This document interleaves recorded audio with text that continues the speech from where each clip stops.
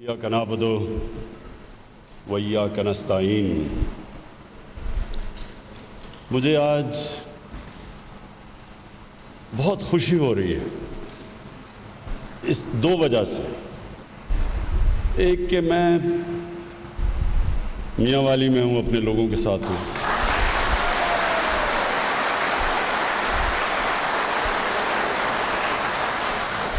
लेकिन दूसरी खुशी वो इसलिए कि मैं 24 साल पहले खटक का इलाका, इस सारे इलाके में मैं फिरता रहा हूँ और मुझे पूरी तरह इस चीज़ का एहसास रहता था कि उनका जो सबसे बड़ा मसला, इस सारे इलाके का मसला एक ही मसला था, सबसे ज़्यादा वो पानी का था। तो आज जो इंशाअल्लाह ये 3.25 अरब रुपए की हमने जो स्कीम अनाउंस की है, जिसमें से स्वाय दो यूनियन काउंसिल सारी इस इलाके की यूनियन काउंसिल्स को इंशाअल्लाह पानी मिलेगा।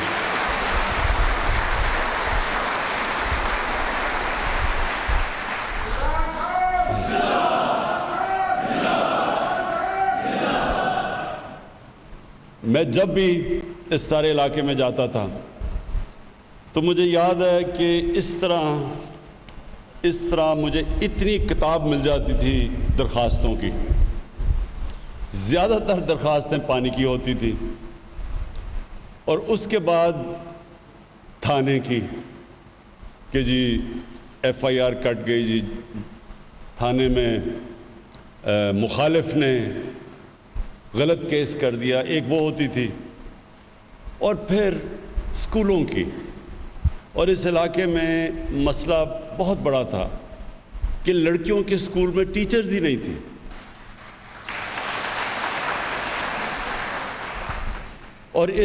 और क्योंकि हमारी बच्चियों के स्कूलों में टीचर्स ही नहीं थी, ना या नर्स मिलती थी ईसा खेल तहसील में, ना लेडी डॉक्टर्स मिलती थी, ना टीचर्स मिलती थी, तो ये तीसरा मसला था। और मैं हमेशा सोचता था कि इंशाअल्लाह अल्लाह ने कभी मुझे मौका दिया तो मैं ये जो बुनियादी ज़रूरियात हैं लोगों की, ये इंशाअल्लाह पूरी करूँगा।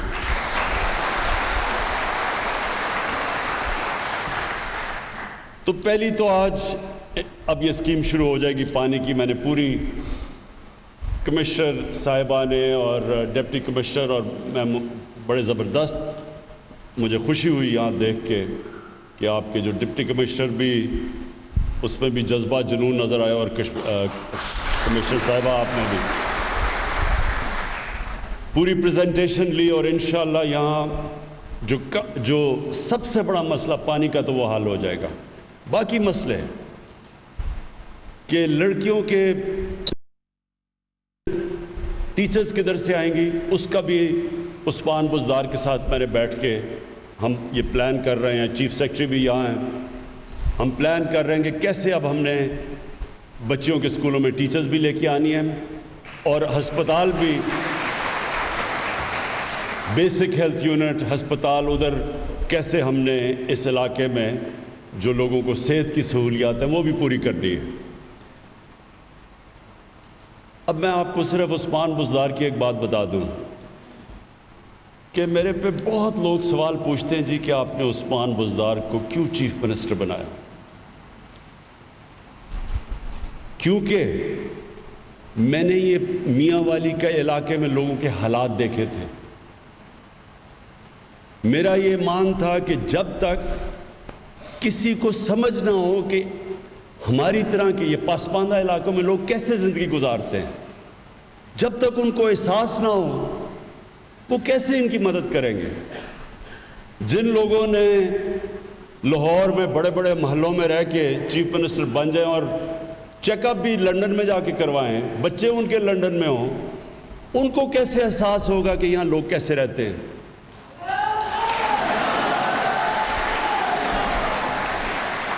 क्योंकि इस वक्त पंजाब का जो सबसे पासमानदा ज़िला है وہ ڈی جی خان کا ضلع ہے۔ میاں والی سے بھی پیچھے ہیں وہ، مسئلے ان کے میاں والی کے لوگوں کی طرح کے ہیں، وہاں بھی پانی کا بہت بڑا مسئلہ ہے، ادھر بھی ان کی بچیوں کے لیے تعلیم نہیں ہے، ادھر بھی وہ اگر انہیں کوئی کام، کوئی بھی تھوڑی سی صاحب حیثیت بن جاتا ہے تو اس کو بچوں کو اسلام آباد یا لاہور لے جانا پڑتا ہے تعلیم کے لیے۔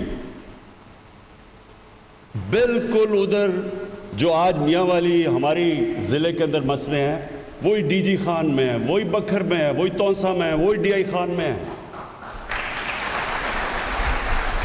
تو قوم تو ایسے ترقی نہیں کرتی کہ ایک شہر کے اوپر آپ سارا پیسہ خرچ کریں یا 2-3 شہروں میں وہ آگے چلے جائیں اور باقی لوگ پیچھے چلے جائیں، کوئی قوم ایسے ترقی نہیں کرتی۔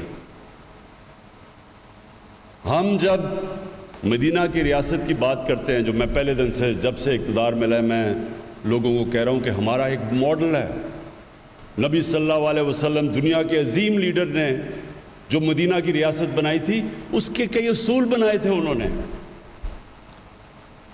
ایک اصول یہ تھا کہ قانون کے سامنے سب ایک برابر، یہ نہیں کہ کوئی لاکھوں کی چوری کرے تو وہ جیلوں میں، اور جو اربوں کی چوری کر کے لندن چلا جائے تو وہ کہے جی میں تو قانون کے اوپر ہوں، مجھے تو پوچھو ہی نہ۔ نبی صلی اللہ علیہ وسلم نے کہا تھا کہ میری بیٹی بھی اگر قانون توڑے گی اس کو سزا دی جائے گی، اس کو کہتے ہیں قانون کی بالادستی۔ میاں والی میں مجھے یاد ہے یہاں بڑے بڑے طاقتور لوگ تھے، وہ ظلم کیا کرتے تھے، کیسز کر دیتے تھے غریبوں پہ، کمزور بیچارے جیلوں میں پھنسے ہوتے تھے۔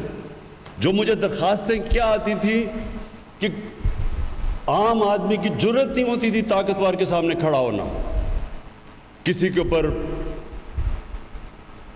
اوپر بندوق رکھوا کے جیل میں ڈلوا دیا، تھانے میں ڈلوا دیا، کسی کو مار پڑوائی گی اس کے اوپر وہ منشیات رکھ دیں، تو بیچارے کمزور لوگ یہاں ڈرتے تھے۔ تو مجھے یاد ہے میں جب یہاں سیاست شروع کی تو سارے مجھے کہتے تھے کہ یہ جو بڑے بڑے دھڑے ہیں آپ ان کو کیسے شکست دیں گے؟ یہ صرف یہی نہیں کہ تھانے کے اوپر ان کا کنٹرول تھا، یہ بڑے بڑے طاقتور گنڈوں کو کنٹرول کرتے تھے جن سے لوگوں کو مارے پڑواتے تھے۔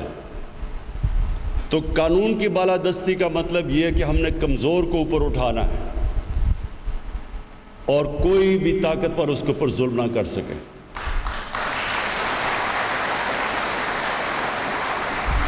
اور انشاءاللہ میاں والی میں آئی جی صاحب یہاں آئے ہوئے ہیں، آپ نے مسلسل نظر رکھنی ہے، ایس پی صاحب یہاں بیٹھے ہیں، آپ نے نظر رکھنی ہے اپنے تھانوں کے اوپر، وہ جو تھانوں میں ظلم ہوتا رہا ہے آپ نے خاص نظر رکھنی ہے کہ کسی غریب کمزور کے اوپر تھانے میں کسی قسم کا ظلم نہ ہو۔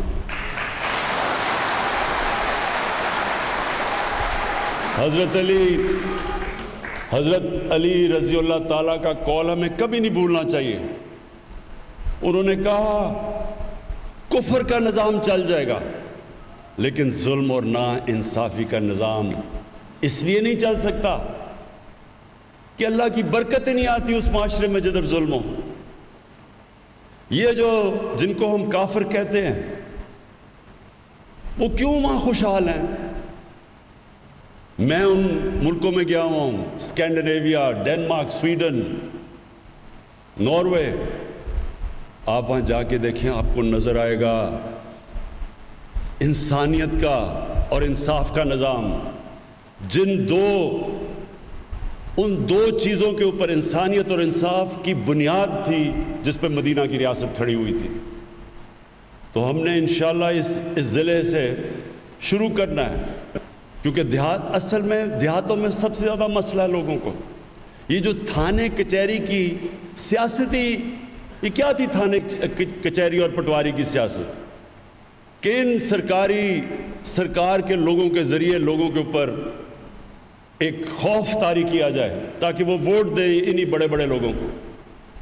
میں یہ چاہتا ہوں آپ آزاد ہوں، ایک آزاد قوم بنے, کسی کا آپ کو خوف نہ ہو, جو جرم کرے اس کو سزا ملے, چاہے وہ طاقتور ہے چاہے وہ کمزور ہو, اور جو محنت کرے اس کو اس محنت کا پھل ملے. ہمارا انشاءاللہ یہ جو کوشش ہے پوری اس پاکستان کے لیے, لیکن یہ کمزور علاقے جس میں میاں والی اور ڈی جی خان جو چیف منسٹر کا ضلع ہے, جو پیچھے رہ چکے ہیں, سب سے پیچھے رہ گئے ہیں, اس کے آگے اور بھی یہ جو راجن پور وہ بھی پیچھے رہ گیا, وہاں بھی برا حال ہے. میری ساری کوشش یہ ہے کہ ہم پہلے ان علاقوں کو اوپر اٹھائیں, ان کی مدد کریں, ان کے سکول ٹھیک کریں, وہاں ہسپتال ٹھیک کریں. اب مسئلہ یہ ہے ڈاکٹر نہیں آتے یہاں, اب وہاں سے کہیں جی ڈاکٹر میاں والی میں ہسپتالوں میں چاہیے, وہ آتے نہیں ہیں. اب میں نے ان کو کہا ہم نے نیا ایک سسٹم بنانا ہے کہ یہاں کے ہسپتال خود اشتہارات دے کے اپنے ڈاکٹرز کو بھرتی کریں, بجائے یہ کہ وہ انتظار کریں کہ پنجاب سے آئیں گے. جس طرح یہاں یہ سارا اوپر خٹک بیلٹ پہ بچیوں کے سکول میں ٹیچرز ہی نہیں تھی, لیکن دوسری طرف کرک میں سارے سکولوں میں ٹیچرز تھی, تو کیوں نہیں یہاں سے ادھر کرک سے ٹیچرز لے لیں. لیکن سسٹم ایسے بنا ہوا تھا کہ نہیں جی وہ لاہور سے فیصلہ ہونا ہے کہ ٹیچر آئے گی یا نہیں آئے گی. تو ایک نیا نظام لے کے آئیں گے تاکہ ایسے علاقوں کے اندر ہمارے سکولوں میں ٹیچرز بھی ہوں, ہسپتالوں میں ڈاکٹرز بھی ہوں, اور ہماری جو پولیس ہو وہ کمزور کی حفاظت کرے. پانی کا یہ شروعات ہے انشاءاللہ سارے علاقے کے اندر. یہ پانی کے اوپر ہم نے سب سے زیادہ زور دینا ہے, اس لیے کہ وہ بنیادی ضروریات ہیں لوگوں کی. اس کے بعد یہ جو کیڈٹ کالج بنا ہے, اس کو ہم نے اب, یہ ببلی خان کہہ رہے تھے کہ اس کو اپ گریڈ کریں, اس کو پوری ہم اس کو فنڈنگ کریں گے, اس لیے کہ میں چاہتا ہوں کہ سارے علاقے کے لوگوں کے لیے کوالٹی ایجوکیشن ملے. کیونکہ جب آپ کو اسکول,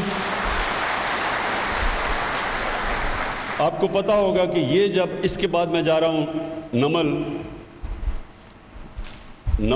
نمل ایک انٹرنیشنل سٹینڈرڈ کی یونیورسٹی ہے, تو یہاں سے جو لوگوں کو جانا پڑتا تھا لاہور اور تعلیم لینے کے لیے, اگر یونیورسٹی ایجوکیشن, اب آپ کے اپنے ضلع میں وہ یونیورسٹی نہیں, وہ نالج سٹی بن رہی ہے, وہ پورا شہر بن رہا ہے. اس میں مختلف قسم کے سکولز بنیں گے. مثلا پہلی دفعہ ایگریکلچر کے اوپر ریسرچ کی جائے گی, تاکہ یہاں لوگ زمین کے اوپر گزارا کرتے ہیں, ایگریکلچر پہ گزارا کرتے ہیں, کیسے آپ کی مدد کی جائے کہ آپ کی پیداوار بڑھے, نئی ٹیکنیکس, بیج ڈیولپ کیے جائیں. وہ سارا اس ضلع میں بیٹھ کے ہوگا. وہ بلکہ آپ کی نمل یونیورسٹی صرف یہاں میاں والی کی نہیں مدد کرے گی, وہ سارا پاکستان کے لیے اب انشاءاللہ ریسرچ کرے گی, مدد کرے گی. کیونکہ قومیں تو صرف آگے بڑھتی تعلیم کی وجہ سے, جس کو کہتے ہیں نالج اکانومی. ہم اپنی کپاس بیچیں, کپڑا بیچیں, اس سے قوم نہیں آگے بڑھتی, امیر نہیں ہوتی. امیر ہوتی ہے جب آپ لوگوں کے اوپر انویسٹ کرتے ہیں, نالج اکانومی جیسے کہتے ہیں, لوگوں کو اعلیٰ تعلیم دیتے ہیں, ریسرچ کرتے ہیں, اس سے قوم اوپر جاتی ہے. اور یہاں کے جو ابھی اپنے نمل یونیورسٹی میں دیکھا, یہاں میاں والی کے بچے جو نمل یونیورسٹی میں پڑھے ہیں, اس کی ڈگری بریڈفورڈ کی یونیورسٹی کی, انگلینڈ کی ڈگری ہے. یہاں سے بیٹھ کے بچوں نے فرسٹ ڈویژنز لی ہیں بریڈفورڈ یونیورسٹی کی. سوچ رہی ہیں کتنا ٹیلنٹ ہے, اللہ نے کتنی صلاحیت دی ہے. تو میں آپ سے آخر میں یہ بات کہنا چاہتا ہوں کہ آپ نے, میاں والی کے لوگوں نے, جب کوئی بھی میرے ساتھ نہیں تھا تو میاں والی کے لوگ میرے ساتھ تھے. جب